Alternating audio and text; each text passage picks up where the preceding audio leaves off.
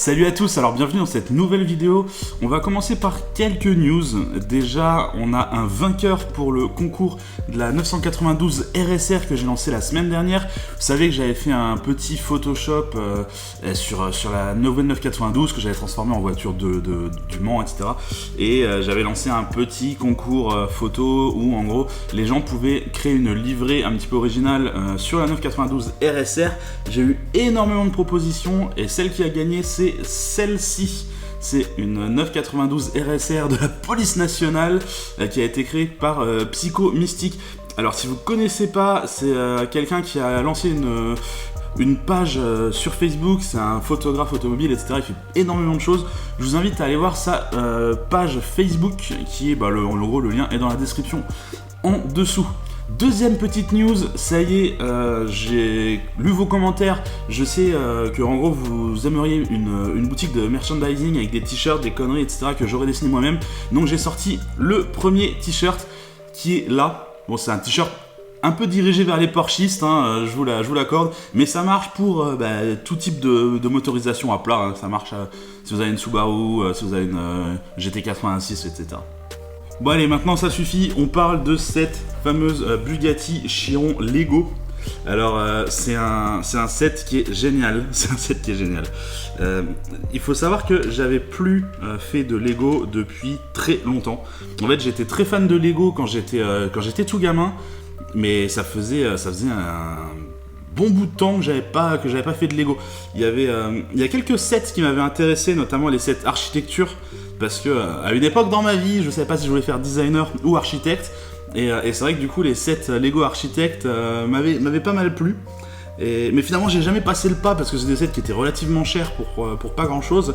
Mais là celle-ci j'y ai cru et je pense que j'ai bien fait. Déjà rien qu'au niveau du packaging, c'est très très propre.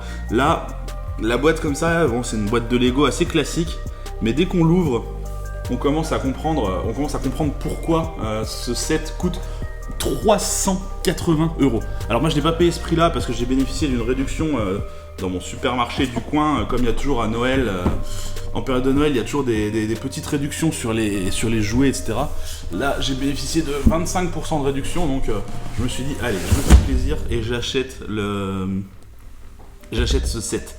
Bon allez, on découvre un petit peu à quoi ça ressemble là dedans. Voilà. Donc c'est très très très joli. Ici on a la documentation. C'est en 2 livres. 2 livres qui doivent faire environ 300 pages chacun. Donc c'est quand même assez conséquent, hein. De toute façon, vous allez le voir là juste après, je vais vous lancer un timelapse de la construction de la Chiron Lego, parce que la boîte est vide, hein. Là c'est juste des boîtes vides. J'ai déjà construite et j'ai mis près de 20 heures pour la construire. J'ai dû mettre 18h30, quelque chose comme ça. Bon, il faut dire que j'ai fait ça tout en live, ce qui implique que parfois j'ai dû m'arrêter pour répondre à des questions. J'essaie de répondre tout en construisant, mais parfois il fallait que je me pose pour répondre, ou il fallait que je me pose pour faire les Lego. Je pouvais pas forcément me concentrer sur les 2 trucs en même temps. Donc voilà, c'est peut-être pour ça aussi que ça a pris 18h30. Je sais que certaines personnes l'ont fait en 10-12 heures, et je sais aussi que certaines personnes l'ont fait en 25 heures. Mais bon, pour quelqu'un qui a pas fait de Lego depuis longtemps, imaginez du peut-être 16-17 heures pour construire cette Bugatti qui contient c'est 3600 pièces, hein. C'est bien ça, c'est marqué sur la boîte de toute façon. Non, ce n'est pas marqué sur la boîte, c'est bizarre. Normalement c'est marqué ici le nombre de pièces. Bon bref, là ce n'est pas marqué, mais je sais de mémoire que c'est 3600 pièces. Alors comme vous pouvez le voir, la boîte est vraiment jolie. En fait, les notices viennent ici, hein, donc en gros ça crée vraiment le dessin de la Bugatti Chiron, l'avant la Bugatti Chiron. Et en fait, là on a l'arrière, parce que si on retourne toutes les boîtes en carton, et ça nous fait l'arrière de la Bugatti Chiron. Ici il y avait les jantes qui étaient insérées. Donc non, c'est vraiment une très très belle boîte avec plein de petits détails, même notamment à l'intérieur du couvercle, où au final on a différents modèles de Bugatti à chaque fois autour. Donc maintenant c'est vraiment une belle boîte, c'est recherché. Disons que ça fait qualitatif et on comprend aussi ce qu'on achète. on comprend pourquoi le prix est aussi élevé.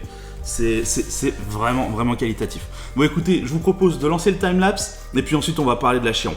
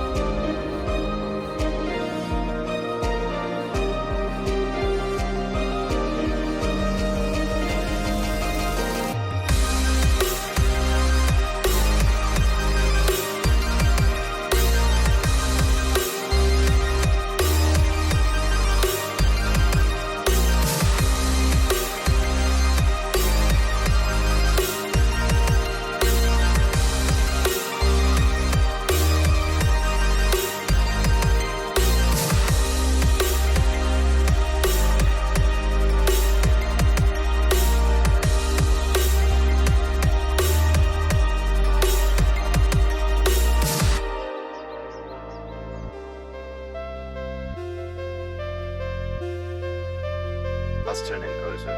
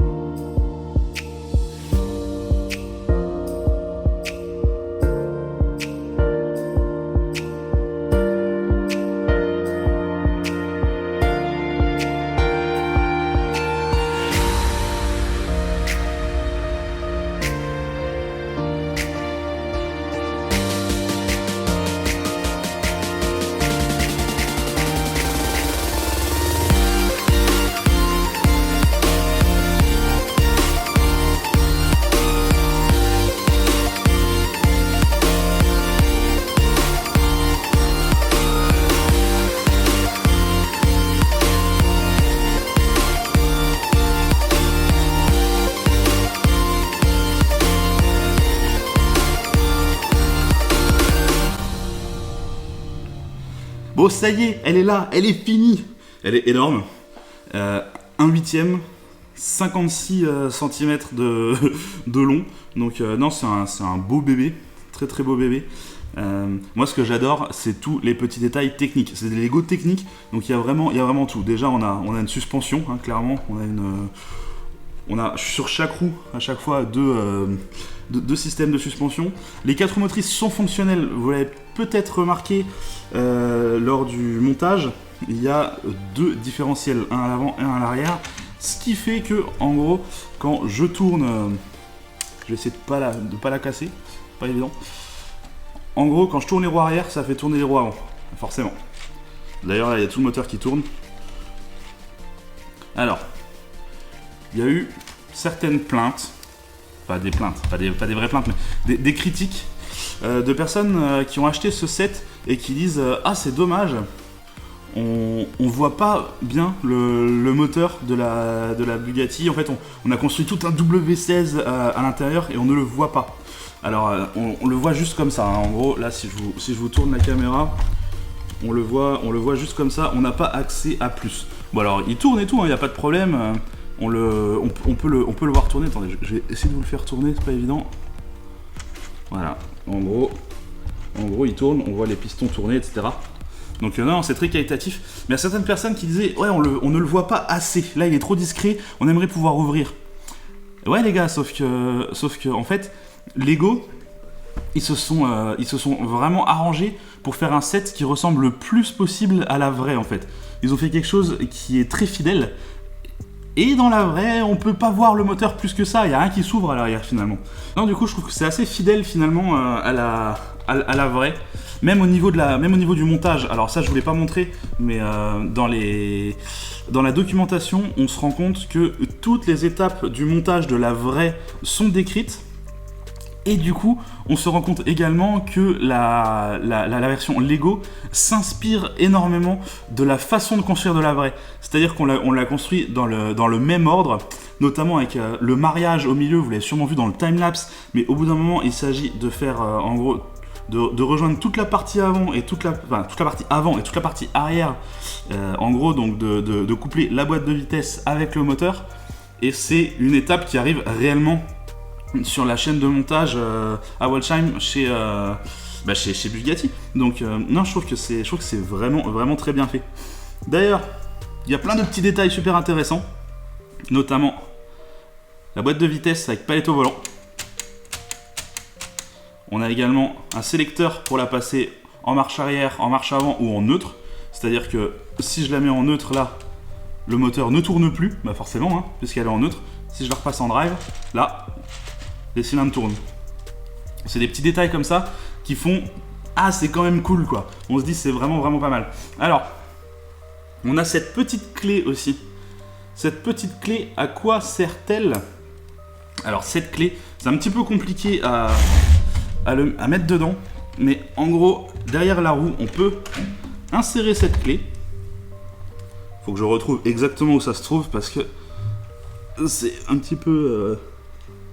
Alors, ok, ça y est, la clé est dedans. Donc en gros, on a la clé qui vient se mettre un petit peu à l'arrière comme ceci. Et du coup, désormais, quand je tourne la clé, ça fait sortir l'aileron rétractable. Si je le tourne complètement, ça le met en aérofrein. Donc c'est vraiment très cool. C'est vraiment pas mal. Ça, c'est tous les petits détails où on se dit, quand même, c'est pas mal, quoi. C'est cool. Autre petit détail assez sympathique, on a dû construire un set de bagages, un sac quoi, qui vient se loger à l'avant ici. Petit bagage voilà, qui vient se mettre à l'avant. On a des petits détails assez sympathiques, notamment ici quand on ouvre le capot, on a un numéro de série qui nous permet d'avoir accès à des fonds d'écran, des petites conneries sur le site de Lego. Ça sert à rien, mais ça fait plaisir de se dire que cette Chiron en particulier a un numéro de série unique, que c'est un modèle unique, etc. On n'a pas acheté un set comme ça, c'est que des petites bêtises comme ça, mais ça fait plaisir, quoi. Il y a quelques petits détails qui sont quand même dérangeants, c'est-à-dire que là par exemple les parties sur le tableau de bord, Ici, tout ça, c'est de l'autocollant. C'est un petit peu dommage, j'aurais préféré que ce soit sérigraphié. Par exemple ici, les centres des roues, avec le petit logo EB de Ettore Bugatti, ça c'est du sérigraphié, le numéro de série c'est du sérigraphié. Donc on aurait aimé avoir du sérigraphié également sur ces parties-là, ou à l'arrière, en dessous de l'aileron, il y a un EB, il y a un petit logo EB. On aurait aimé que ce soit sérigraphié également, c'est pas le cas. Bon voilà. Après bon, c'est quand même un set qui est très beau. Donc voilà, que ce soit pas sérigraphié, disons qu'on pardonne. Alors, est-ce que je conseille ce set de Lego si vous voulez l'acheter pour Noël? Honnêtement, oui, parce que je crois que c'est un des plus beaux sets de Lego actuellement disponibles. En même temps, je crois que c'est un des plus chers, donc c'est peut-être compréhensible. Mais après, voilà, il faut essayer de le trouver pour moins cher que ce qui est noté sur le site de Lego, quoi. Honnêtement, sur le site de Lego, il est vraiment très cher. Personne ne paye la Chiron ce prix-là. Personne ne met 380 € dans cette Chiron. Moi, j'ai dû mettre 270, quelque chose comme ça. Je sais qu'il y en a qui ont réussi à descendre jusqu'à 230, 240, notamment sur Amazon où il y avait une offre à un moment. Et je pense que je referai des lives Lego pour le prochain set Lego qui sortira. En général, Lego sort un set tous les ans, c'est-à-dire que cette année c'était la Chiron, l'an dernier c'était la 911 GT3 RS. Je sais pas ce qu'ils vont faire pour l'an prochain, mais si le set m'intéresse, si le set a l'air intéressant, je pense que je l'achèterai et que je referai les lives. Parce que c'était fun, parce que c'était différent, parce qu'on était un petit peu naturel. Il n'y avait pas forcément beaucoup de monde, et je sais qu'il y en a certains d'entre vous qui n'ont pas forcément apprécié d'avoir autant de live, mais moi j'ai adoré entrer en contact avec vous. En fait, il y en a plein qui sont venus pour me poser des questions, pour discuter, etc. Donc je pense qu'on essaiera d'organiser ça un petit peu mieux, mais je pense que les lives Lego vont continuer. Donc n'hésitez pas à me dire dans les commentaires si ça vous tente qu'on continue là-dessus. Dites-moi également ce que vous en avez pensé, si vous l'avez monté. Voilà, je vous ai dit, moi j'ai mis 18h30. Dites-moi si vous avez mis moins de temps, si vous avez mis plus de temps. Et puis bah écoutez, comme d'habitude, je vais vous inviter à regarder d'autres vidéos, à vous abonner. Allez, bye bye.